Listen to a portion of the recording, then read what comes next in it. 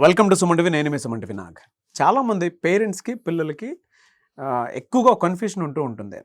ఏదైనా government job prepare అవ్వాలి అని అంటే కోచింగ్ ఇన్స్టిట్యూట్ని ఏ విధంగా సెలెక్ట్ చేసుకోవాలి అనేది ఈ వీడియోలో మీరు పూర్తిగా డీటెయిల్స్ చూస్తే మీకు అర్థమవుతుంది.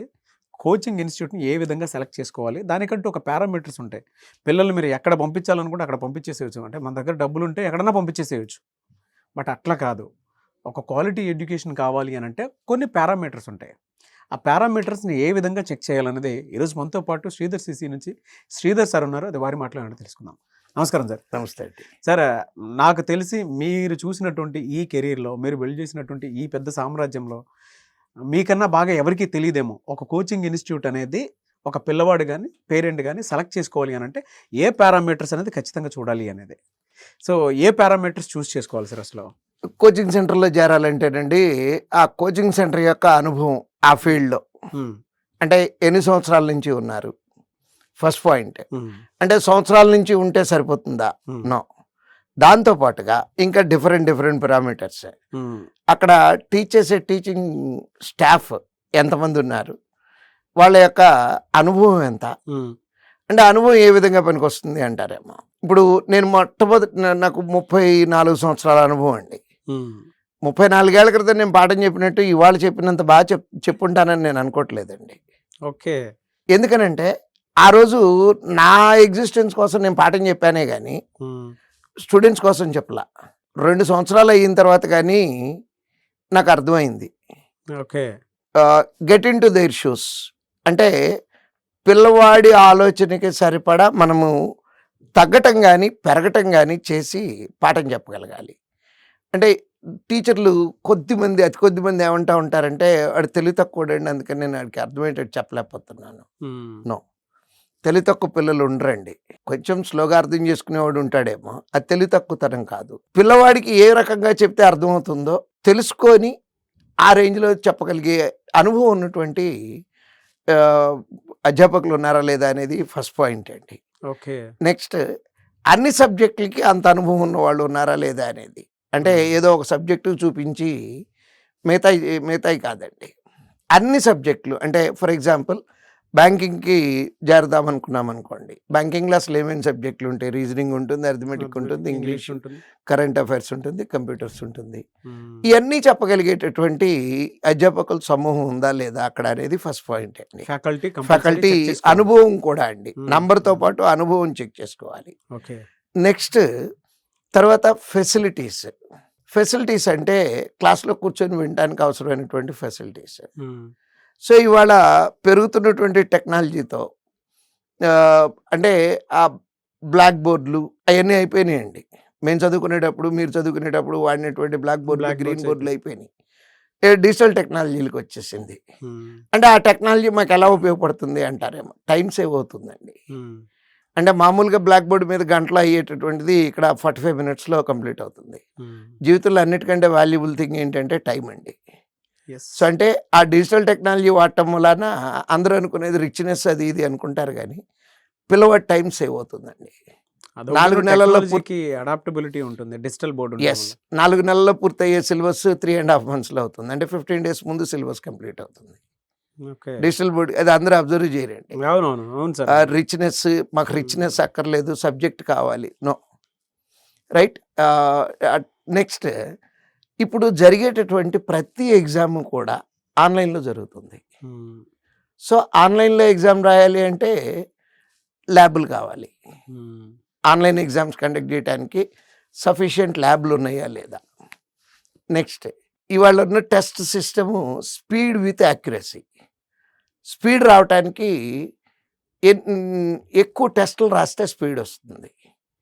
అంటే వీళ్ళు టెస్టులు ఒక్కొక్క దానికి ఎన్నెన్ని టెస్టులు పెడుతున్నారు, నెక్స్ట్ ఆ టెస్ట్ల ఎక్స్ప్లెనేషన్ చేస్తున్నారా, నెక్స్ట్ అప్డేట్ అవుతున్నారా లేదా. ఇవాళ ప్రపంచం ఎట్లా ఉందంటేనండి, ఇటు తిరిగేలోపు సబ్జెక్ట్ అప్డేట్ అవుతుందండి. True sir, accepted. ఈ సాటర్డే జరిగిన దానికి నెక్స్ట్ సండే జరిగేదానికే తేడా వస్తుందండి. అంటే అంత స్పీడ్గా మారాల్సి వస్తుంది. ఇప్పుడు మేము చదువుకున్నప్పుడు లేదా మేము కోచింగ్ సెంటర్ రన్ చేసినా కూడా పాత రోజుల్లో సేమ్ ఓల్డ్ మెటీరియల్ సంవత్సరాల తరబడి వాడేవాళ్ళు వాడిని. బట్ ఇప్పుడు మెటీరియల్ ఎవ్రీ 2 ఇయర్స్కి అప్డేట్ చేసుకోవాల్సి వస్తుంది. నెక్స్ట్ టెస్ట్ పేపర్లు అయితే ఈ వారం జరిగిన దానికి నెక్స్ట్ వీక్ జరిగేదానికి మార్పులు రావాల్సి వస్తుందండి. అంత స్పీడ్గా అడాప్టబిలిటీ ఉందా లేదా, వీళ్ళకి మారుతున్నారా లేదా, మారుతున్న ప్రపంచంతో పాటు మారుతున్నారా లేదా, ఆ మార్పు లేకపోతే చరిత్ర అయిపోతున్నామండి. True. Next last and final success rate ఏంటి, వీళ్ళకి ఎన్ని ఉద్యోగాలు వస్తున్నాయి, అసలు ఎన్ని వస్తున్నాయో చెప్తున్నారా లేదా. సో ఇప్పుడు మీకు నిజంగా ఉద్యోగాలే వచ్చినాయి అనుకుందాము, బయటికి చెప్పుకుంటాం కదండి గ్యారంటీగా. సరే, ఇప్పుడు ఇన్ని పారామీటర్స్ మీరు చెప్పారు కదా, మీ సక్సెస్ రేట్ ఎంత ఉంది? మీరు ఇప్పటి వరకు అంటే మీ దగ్గర జాయిన్ అయినటువంటి స్టూడెంట్స్లో ఎంతమంది గవర్నమెంట్ జాబ్ తోటి బయటికి వెళ్ళడం జరిగింది? అండ్ మీకున్నటువంటి ఎక్స్పీరియన్స్ అంటే మీ ఫ్యాకల్టీ ఎక్స్పీరియన్స్ కానీ ఈ శ్రీధర్ సిసి ఎక్స్పీరియన్స్ కానీ ఏంటి సార్ అసలు? సార్ ఇందాక నేను ఆల్రెడీ చెప్పాను, నేను 34 సంవత్సరాల అనుభవం ఉంది నాకు. అంటే ఆ మాట అనగానే ఎక్కువ మంది ఏమంటారంటే, ఎక్కువ మంది కాదు, మీరు నేను 3 ఏళ్ల క్రితం 4 ఏళ్ల క్రితం కలిసినప్పుడు కూడా మీరు నన్ను అడిగారు, సార్ ఇంకా పాఠం చెప్తున్నారా మీరు అని. సో నేను ఇప్పటికీ ఒంట్లో ఒప్పుకున్న రోజులు రోజుకి 5 గంటల నుంచి 6 గంటల క్లాస్కి వెళ్తున్నానండి.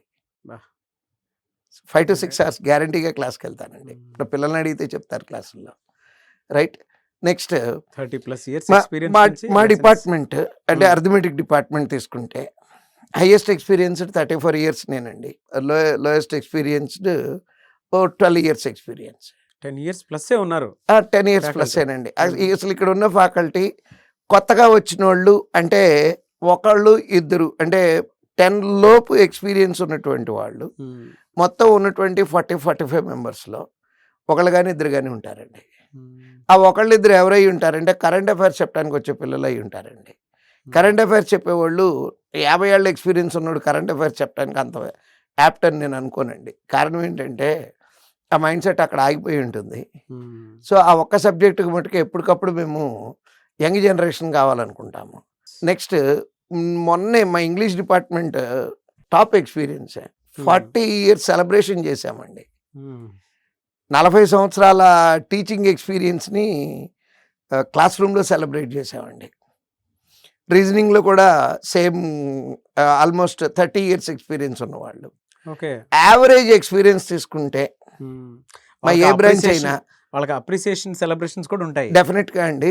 ఓకే. అమ్మో, ఎందుకంటే 40 సంవత్సరాల పాటు ఒకే సబ్జెక్ట్ అలా చెప్తూ ఉన్నారంటే నిజంగా కాళ్ళకు దండం పెట్టాల్సిన విషయం అండి. అది చిన్న విషయం కాదు. ఇప్పుడు గవర్నమెంట్ లెక్చరర్లు వాళ్ళందరూ చేయటం వేరండి. ప్రైవేట్ సెక్టార్లో ఒకే సబ్జెక్ట్ మీద అలా 40 years చెప్పారు అంటే అద్భుతం అండి. అది ఇంకా గ్రేట్ సార్. ఎక్కడ సార్ శ్రీధర్ సిసి ఎక్కడెక్కడ ఏ బ్రాంచెస్ అంటే ఎక్కడ? మనకి విశాఖపట్నం నుంచి అనంతపూర్ వరకు ఆల్మోస్ట్ ఆల్ మేజర్ సిటీస్ ఉన్నాయండి. తెలంగాణలోనేమో హైదరాబాద్ 2 చోట్ల ఉంది. ఎంతమందికి జాబ్స్ వచ్చి ఉంటాయి సార్ ఇప్పటి వరకు? అంటే ఇది పెట్టి 30 years అయింది. ఈ 30 yearsలో నిజంగా అంటే ఎప్పుడన్నా ఇలాంటి క్వశ్చన్కి ఆన్సర్ చెప్పాల్సి వస్తుంది అని నేను ఎక్స్పెక్ట్ చేయక అన్నీ రికార్డ్ చేసి పెట్టలేదండి. సుమారుగా లెక్కేసుకుంటే ఇక్కడ కోచింగ్ తీసుకున్న వాళ్ళు 6.5 to 7 lakhs ఉండి ఉంటారండి టోటల్గా. ఇది ఈ 30 సంవత్సరాల్లో 6.5 నుంచి 7 లక్షల మంది ఉండి ఉంటారు. ఈ 6.5 నుంచి 7 లక్షల్లో different sector, public sector jobs అంటలేదండి. ఇప్పుడు MBA MCA కోచింగ్ ఇచ్చాము ఒక పర్టికులర్ టైంలో. ఆ టైంలో ఆల్మోస్ట్ 2.5-3 లక్షల మంది సీట్లు వచ్చి వెళ్ళిపోయారు. ఆ 2.5-3 లక్షల మందిలో 90% ఉద్యోగాలు వచ్చిన వాళ్ళేనండి. మొత్తం మీద క్యాలిక్యులేట్ చేసుకుంటే ఒక 2.5 lakhs స్టూడెంట్స్ ప్రైవేట్ సెక్టార్లో కానీ public sector, private sector in the sense software industry అండి, సాఫ్ట్వేర్ ఇండస్ట్రీలో కానీ పబ్లిక్ సెక్టార్లో కానీ. ఇవాళ చాలా గర్వంగా చెప్తానండి, మీరు ఏపీ, తెలంగాణ, కర్ణాటక ఈ 3 స్టేట్లలో ఏ బ్యాంక్ అయినా ఏ బ్రాంచ్ అయినా వెళ్ళి శ్రీధర్ సిసి అనగానే టక్కన లెగిసి వచ్చేవాళ్ళు ఒకళ్ళన్నా గ్యారంటీగా ఉంటారండి. It's proud moment. పబ్లిక్ సెక్టర్లో 20,000 ఉంటారండి. పబ్లిక్ సెక్టార్ లేదా ఇంకెక్కువ ఉంటారండి, 35-40,000 ఉంటారండి. 35-40,000 ఉంటారండి ఈజీగా. Great sir, great great contribution. But ఇప్పుడు now we got the clarity అండి. అంటే చాలామందికి కూడా పేరెంట్స్ కూడా అర్థమై ఉంటుంది. అంటే సెలెక్ట్ చేసుకునేటప్పుడు ఏ ప్రాసెస్లో ఏ పారామీటర్స్లో చెక్ చేసుకోవాలి అనేది. అందుకే శ్రీధర్ సీసీకి అంతమంది స్టూడెంట్స్ జాయిన్ అవ్వటము, పేరెంట్స్ కూడా అంతే విధంగా రెస్పెక్ట్ ఇచ్చి వాళ్ళ పిల్లల్ని తీసుకొని రావటం, విద్యార్థిగా వచ్చి ఉద్యోగిగా వెళ్ళినటువంటి స్టూడెంట్సే ఉన్నారు. అలాంటి సక్సెస్ స్టోరీసే, సక్సెస్ రేషియోనే ఉంది. కాబట్టి ఎవరైనా సరే ఫస్ట్ గవర్నమెంట్ జాబ్ అంటే మీ మైండ్లోకి రావాల్సినటువంటి విషయం ఏదైనా ఉందని శ్రీధర్ సీసీ ఒకసారి మీ పిల్లల్ని ఇక్కడ తీసుకొని వచ్చి మీరు విజిట్ చేయండి. విల్ కమ్ టు నో ఇక్కడ ఏం జరుగుతుంది అనేది. సో ఆయన చెప్పిన దాంట్లోనే మీకు అంతా అర్థం చేసుకుంటే చాలా విషయాలు తెలుస్తాయి, ఏ పారామీటర్లో ఆయన ఉన్నారు అనేది. Anyway sir, thank you sir, thank you so much అండి. Thank you.